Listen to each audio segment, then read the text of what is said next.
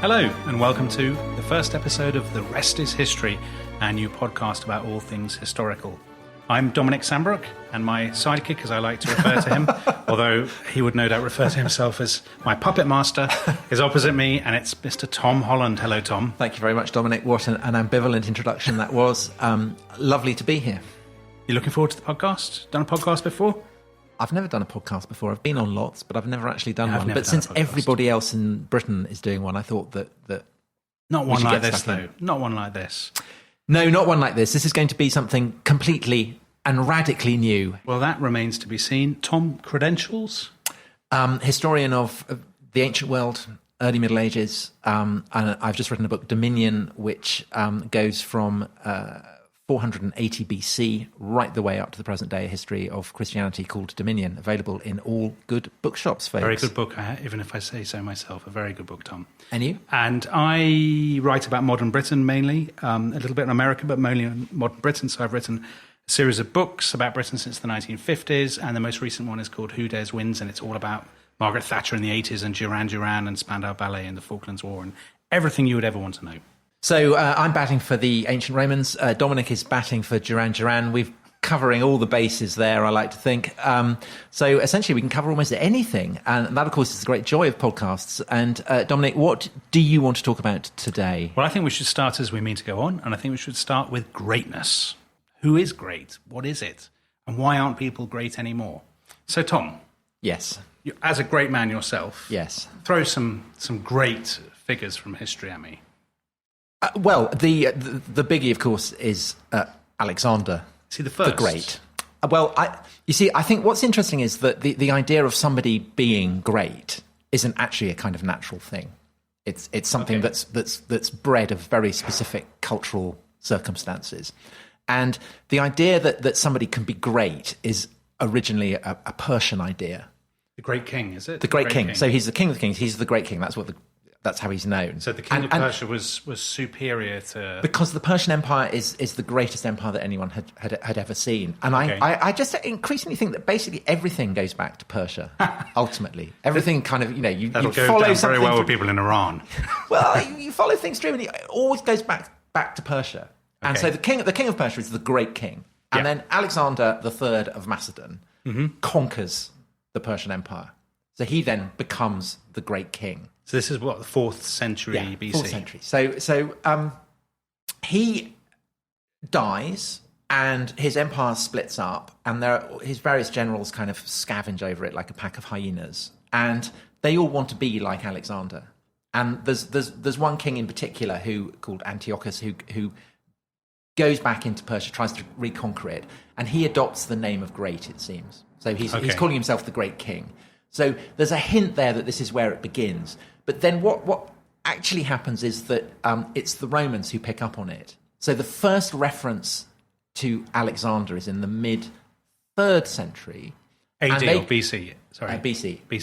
And they are calling him Alexander Magnus, Alexander the Great. So basically, Dominic, what I'm saying is that the idea of greatness comes from ancient history. Yeah. And so that's brilliant. So basically, that's mine. Yes. But you, of course, you're a modern historian. So, basically, you don't have great people. No, not really. So I do my research for this podcast. So I looked at the Wikipedia list of people who are great. I found another website, which I'm rustling my paper to prove that I've done my research. Another website which begins with the words, history has produced at least 38 great people. 38? At least 38. It's very precise. There could be some more out there. Waiting 43. Waiting to be captured. Who knows? But anyway, let's go back to the Wikipedia, because Wikipedia is obviously the thing that people will look at. So what's the most recent? So I think the most recent is the Emperor Meiji of Japan. He dies in 1912. So he's the guy who opens up Japan to the West. He modernizes Japan and sort of pushes it into the 20th century, if you like. But everybody before that, so the last people that we think of as great are kind of Peter the Great. Catherine the Great. So we're talking beginning of the 18th century. Then we've got the enlightened despots. I mean, I found them excruciatingly boring, actually, when I did them for A-level. Catherine the Great, Frederick the Great, people who modernize Russia and Prussia and these sort of Central European monarchies. But who is But after that, deciding nobody. Who's deciding that they're great? I mean, is there a kind of... selection committee, like the Nobel Prize committee? No, I think it emerges from the sort of immediate historiography. So it's a kind of creation of Victorian writers. And I think greatness in this, when we talk about people being great, I think a lot of it is to do with sort of nation building, state builders. And I think it's the thing that Victorians did. I mean, as you know, the Victorians or 19th century nationalists generally were all about finding historical roots of nation states and arguing that, they would sort of delve back into the archives to prove that a given nation had sort of been born unsullied and pure at the dawn of history. And I think they looked for founding fathers, and they were generally there were Catherine the Great, I suppose, but by and large they're men, they're warriors who've welded their people into this sort of mighty realm or modernized it or something like that. But it's so in which case, why is George Washington not George the Great? Because he's he's the essence of a founding father. Well, this is the thing, isn't it? Is it because it's a republic? Well, you could go with the. So you can't have great men in republics. No, you do have great men, and to just concentrate on America for a second, they don't use that terminology, but they do use the terminology of the founding fathers, and they have, the Lincoln Memorial, the Jefferson Monument. They have all these kind of, you can go to kind of Monticello, Thomas Jefferson's house, and kind of do homage to the great man. Yeah, but I think the fact that they're not, it's on the not money. Abraham the Great, it's not George the Great. I think that does suggest that there is an issue in republics. Yeah, maybe. And indeed democracies with the idea of, well, I definitely think calling someone great. I absolutely think you're right. So these are all monarchs. So I think, is there anyone who's called who is who's called great who's not a monarch? I mean, Pompey the Great, I guess. There are some earls and bishops. I mean, I'm going back to the Wikipedia list, but it's a bit desperate. But basically, they're all monarchs. So yeah, I think almost isn't it true that by definition in a democracy you can't have the great, because an awful lot of people, often actually a majority, may well have voted for other candidates, may well have voted against them. But also, isn't it that it's an offence against the very idea of democratic? Yes, the kind of implicit egalitarianism of a republic or a democracy. The idea that there are great people, great men who put democracies in their shadow is seen as being threatening. Lots of democracies do have that, though, don't they? So but they don't call them great.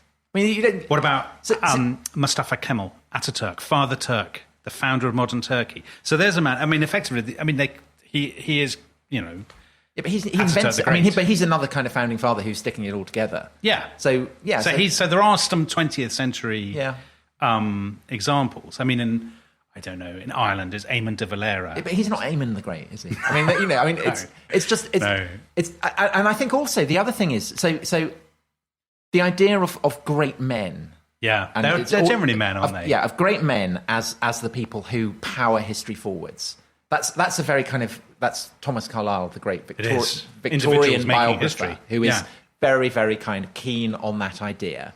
And that then, Carlyle was one of Hitler's favourite authors. I mean, so Hitler in The Bunker is, I think I'm right in saying, has Carlyle's biography of Frederick the Great, yes, who is seen as great because it looks as though Prussia is going to be crushed by all the enemies that are massing around it.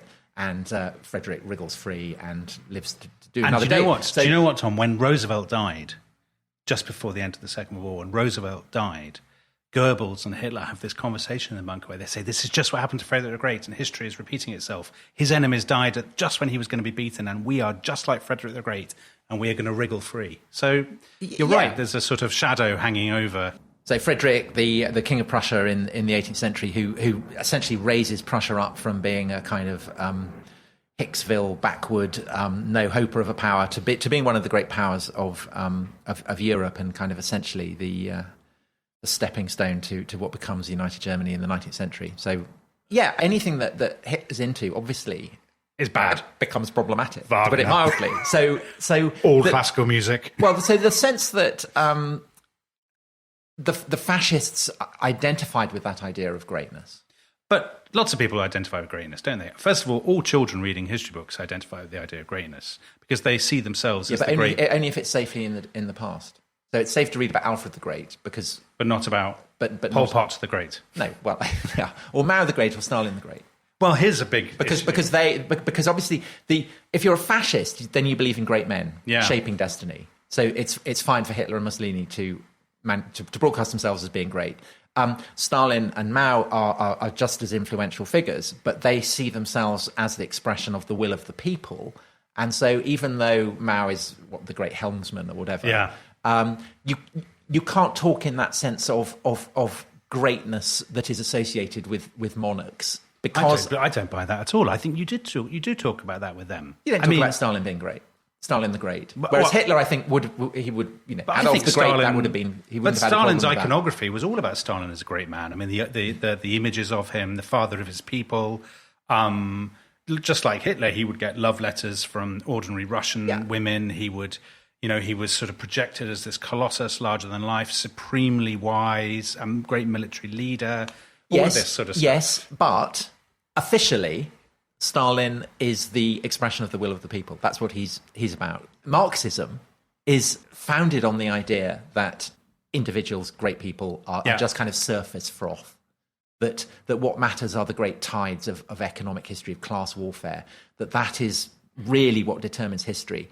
And so any notion that great individuals shape history is a delusion. And of course, I mean, there are all kinds of paradoxes around Stalin's primacy. But I think that ideologically, there's a problem for communists with talking about great people. But they always have they always have it. I mean, we've all seen those Red Square parades where they have, the icons. And Lenin literally mummified like a pharaoh. Right, exactly. I agree. There are paradoxes, but officially... Hey, isn't this interesting? So Lenin's body mummified right now in Red Square. If it weren't for COVID, we could go and be doing this live from Lenin's tomb.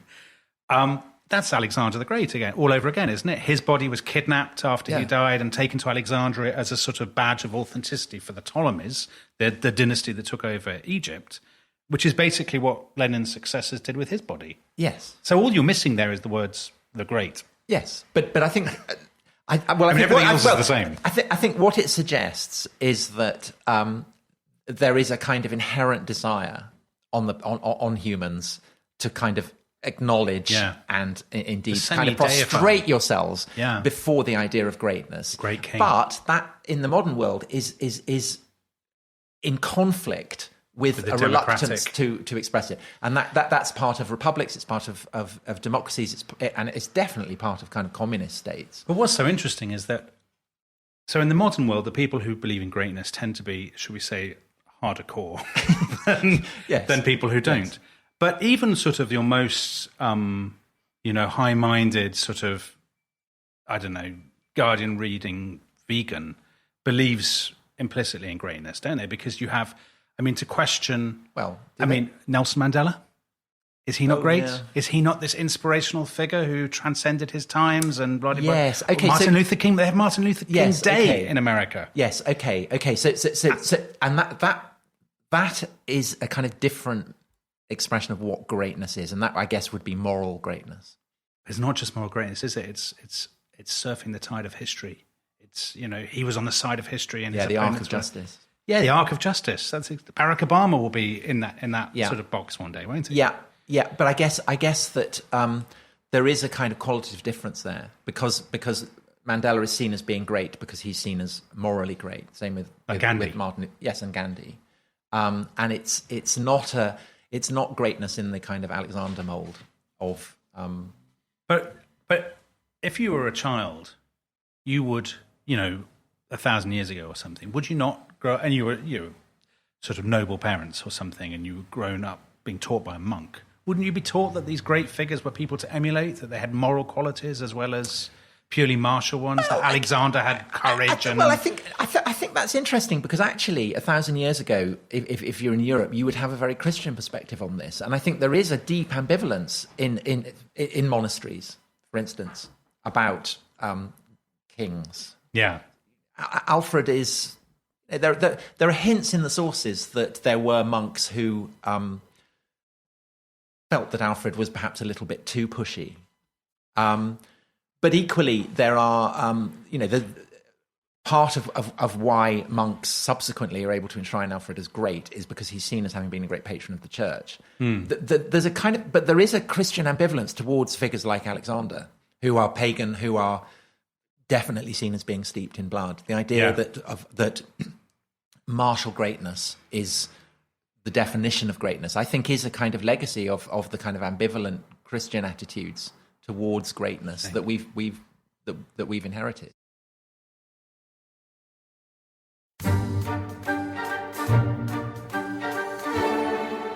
So here's somebody who was definitely inspired by martial greatness, Churchill.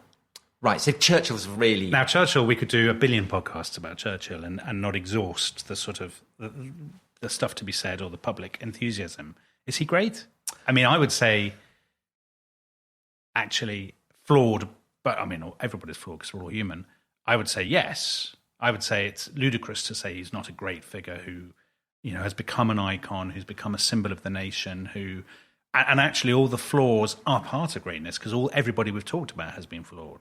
Do you think Churchill was great? Yeah, so I think that Churchill, well, the kind of way that people have been reacting to Churchill recently highlights the way in which the meaning of great has evolved, I think. Mm-hmm. So I think Churchill is great in the classical sense of it.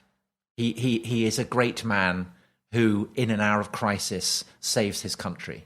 That's something very Greek, isn't it? Yeah.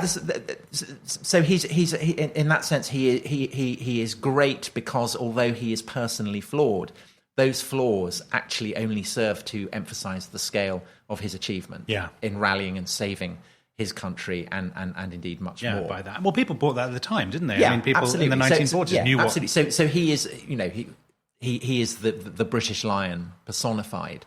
I think that one of the reasons why his statue keeps getting attacked now is that the sense of greatness has evolved and become what we were saying, well, at least what I was saying about Mandela or Martin Luther King, that greatness, you have to be morally great. Right. And I think that there's a feeling that Churchill, on that measurement of greatness, doesn't quite measure up because he's seen as, he has racist views. You mentioned the arc of history. He's seen as somebody who's on the wrong side of a lot of... Yes, well, even by the standards of the time, he was a huge reactionary. Yeah. But in a way, the fact that people are sort of daubing racist on his statue is proof of greatness, because if he weren't great, I mean, who would care? If he was some sort of middle-ranking I think minister. that's a kind of... It's an attack not just on Churchill, but on an understanding of greatness that is now very, very contested. Yes. And I think that it kind of blurs in with the fact that the main island in the UK is called Great Britain. Obviously, it has nothing to do with the fact that Britain objectively is great. It's simply the fact that the island of Britain is bigger than Little Britain, which is Brittany. Yeah. So that's why it's Great Britain. It's an expression of geographical size. But I think that obviously over Britain's imperial heyday, there was a tendency to say, we're great. Sort of nominative determinism. Nominative determinism, yes. And I think that Churchill is the kind of archetypal poster boy for that idea of Britain being great. Yes. And so I think that also is something that is being attacked, because part of I suppose of what's in the back of the minds of people who see Churchill as a problematic emblem for Britain is the sense that his model of greatness is something that is essentially to be rejected, that it's militarist, that it's supremacist, that it's but all great, all the people we've talked about, but fit into that, with the exception of Nelson Mandela but that Gandhi. Again feeds into the idea that we're talking about a model of greatness, an idea of greatness that feels old-fashioned. Does it feel old-fashioned, though? I mean, yeah, I think so. If you're, Chinese, Xi Jinping, will he not be great one day? Yeah, but again, but again, this is the communist thing, that he can't be enshrined as a great man, say in the way that the emperor was, or the first emperor. Yeah. China obviously has always had a kind of sense of the great man because it's born with it. The first emperor is seen as being, as very much in the style that we've been talking about, as the guy who creates a state, who fashions an empire, who fashions an order, and that inheritance runs right the way down to the abolition of the figure of the emperor in the early 20th century. But and obviously Mao. And all Deng Deng Xiaoping and now, that there is a sense in which the figure of the emperor is someone who's absent. That it's kind of like losing a limb or something. But China is officially a communist state, and so I think ideologically there isn't a place for greatness in that kind of Thomas Carlyle. I think that's right. I think there is a place. I mean, the great helmsman Mao, all those people, waving their little red books. Yes, but there is a tension there. The Chinese cannot celebrate Mao as great in the way that the fascists celebrate Hitler as great. It's odd, isn't it? Because or even, I mean, I don't think that you would get a Chinese general secretary, for instance, behaving in the way that Trump behaved when he returned from his COVID. Take his mask off and saluting. I think all of those that was whatever you think of it. Vladimir Putin would behave that way, wouldn't he? Putin absolutely would. He'd take his top off. Putin absolutely would. Yeah, and actually, the fact that Churchill, Jesus Christ, what a terrible slip. Trump, Freudian slip there. I never let that down. The fact that Trump does behave in that way, and obviously his "Make America Great Again" stuff, actually shows you just how deeply the concept of greatness is embedded in the American sort of political psyche. The whole iconography of the presidency actually is all the great man kind of stuff, isn't it? But again, that kind of feeds back to what we were talking about, about the relationship between Rome and America. I think that there is a huge part of what makes many Americans very, very uncomfortable about Trump is the sense that he is pushing that model of greatness too far. It's odd, isn't it? When I was doing my PhD in history, the idea that I'd be doing a podcast about greatness would have been anathema, because the very idea of greatness to sort of academic historians is complete nonsense and unthinkable and not worth giving house room to. And we would have these sort of seminars where if somebody would say X is great, everyone would kind of scoff. But then we'd go to the pub and have this big debate about who was greater, Pele or Maradona or whatever. So the idea of greatness... Well, yes, because in sport you can measure it. Well, you can't measure it though, can you? You can't measure... You kind of can. Muhammad Ali, of course, famously said, "I am the greatest." He basically created his own myth, which all great men and women do to some extent, didn't? And Maradona, but part the same. of the appeal of sport is that it provides a stage on which these, the desire for hero worship can be channeled safely. Yeah. But that's, and history is no different, surely. No, because I think that history suggests that, giving a stage to people who see themselves as great and who are seen by other people as great can threaten disaster if you live in a democracy or a republic. Definitely. See, I think if we went into Waterstones now, to the children's section, to the history section, they have the horrible histories, but it is all, inspiring girls, wonderful girls, or whatever, those kind of books, the ones I mean. And it's Amelia Earhart, Marie Curie, Agatha Christie, Rosa Parks. Rosa Parks is somebody who's clearly conceived by lots of people as great, as a great figure. I don't think the word great is adequate, though. I don't think the model of greatness as it's traditionally understood. She has the moral qualities that allowed her to be on the right side of history, to transcend her time, to lead her people, to be the vessel for something bigger than herself. But again, this goes back to the sense in which, if we are going to talk about people like that as being great, it's because we're talking about moral greatness. But can you yours basically say there was martial greatness and then moral greatness. But I think the two have always been... I think it's because we're uncomfortable with the word saint. But I think that actually someone like Mandela or Martin... Oh, because we would otherwise have called them a saint. That the emotions that they inspire are the emotions that traditionally saints have inspired. Yeah, that's very true. So they're kind of secular saints. I buy that. And I think that's I think it's different. People visit their shrines, they get relics. Yeah, but also they're seen as morally inspirational, and that if you behave like them, then you will make the world a better place. I think that's a key part of it. Whereas if you behave like Frederick the Great, you're going to end up in a bunker in Berlin being attacked by the Soviets. And I think that's not the fate I want for myself. No. So I think that I think it's kind of the ambivalent attitude to well, obviously I think everything comes down to Christianity, but I think in the West we remain sufficiently Christian that we're uncomfortable with the idea of great men. Yeah, because we recognise that there is an aspect of that greatness that is kind of pagan almost, that it's a kind of classical ideal that morally we're uncomfortable with. But we're insufficiently Christian that we're happy now to talk about saints. All right then, Tom. You need to pick 3 people now who you think are great, and they've got to be alive right now. Maybe they can be out of office. Why have I got to? Because I don't...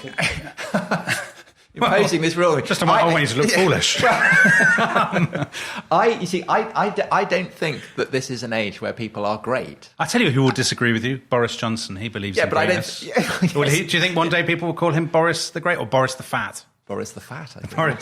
Boris not as fat as he was. No. So Boris, absolutely. I mean, he's and Trump, obviously. I mean, I think Donald the Great. Yeah, I think that there's a kind of with that accent. Maybe a definition of a populist leader is that he would like to think of himself as being called the Great. Yes, in the history book. So that might be Nigel the definition. The Great. Nigel the Great. Yeah. So by that measure, I don't think any of them. But I'll tell you someone who I think may be remembered as the Great and called the Great would be Putin, who we've talked about. Yeah, I think. And the reason for that is that I think that Putin is creating his own reality. Yeah, Putin is creating a kind of model of Russian history in which great men do step forward and follow in the footsteps of the great leaders who came before. So not Stalin, but Catherine the Great and Peter the Great, and Peter the Great particularly. And so I think, Catherine the Great reconquers the Crimea. Which Putin has done. Putin has done. So I think, I can imagine that Vladimir the Great... Yeah, I completely buy that. I think, I'm not a Vladimir Putin fan, but clearly, let's say he does another 10 years, then he goes, and people will say he's transformed his country, he's made it strong and respected on the world stage, blah, blah, blah, blah. And Russians will sort of bow down before his image for decades to come. Well, I think that he'll be called the Great. If anyone's going to be called the Great, I think he'll be called the Great in Russia. I mean, I don't imagine that he'll be called not in Poland or Germany. No. Anyway, well, you said 3. I mean, do you have 3? Well, that was a bluff, you see. Well, you were talking about saints. I mean, Saint Barak, I think, or Michelle. I mean, they'll be saints, won't they? There'll be children's books about them, but they probably are right now. British politicians, no, and actually we could. But the British stage is too small. It's too small, and also it's too disputed, isn't it? It's too disputatious, our political culture now, for anybody to agree on a single figure. I mean, Macron clearly has aspirations to be Emmanuel the Great. Yeah, and so Napoleon is, I guess, in a sense, the archetype of the great man whose shadow hangs over the whole of the 19th century. And so every great French leader has that. So de Gaulle, you would say, was great. The Gaullist ideal of as France is great, de Gaulle is great, and Macron is clearly part of that tradition. But actually, the one person we haven't talked about, probably the most powerful and respected leader, certainly the most respected leader, I would say, in the Western world, is Angela Merkel. Yeah. Angela the Great? Germans don't do greatness now, do they? Because the whole point of Merkel is that she's kind of anonymous. I mean, that's her why non-greatness is her calling card, isn't it? Kind of grey competence is what she's all about. She's the German John Major. Well, except that the one time where she didn't take the kind of grey safe course was where she opened borders. And that's the arc of history again, isn't it? That's the sainthood. And so she very much saw that, I think. Yeah, Saint Angela. So she has she has a claim on that meaning of the word great, but not in any sense a claim on the kind of Frederick the Great model of greatness, because that's the whole point of her. She will never end up. And the whole point of modern Germany is that it's a rejection of that tradition. So, on that happy note, thank you, Tom. And thank you for listening. I'm sure we've provoked some thoughts, and we'd be very glad to hear your opinions, particularly if they're attacking Tom. And or Dominic, please, I just get that in. We'll be back next time. Goodbye.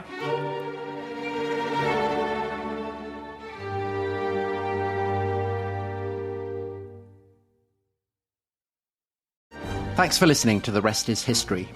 For bonus episodes, early access, ad-free listening, and access to our chat community, please sign up at restishistorypod.com. That's restishistorypod.com.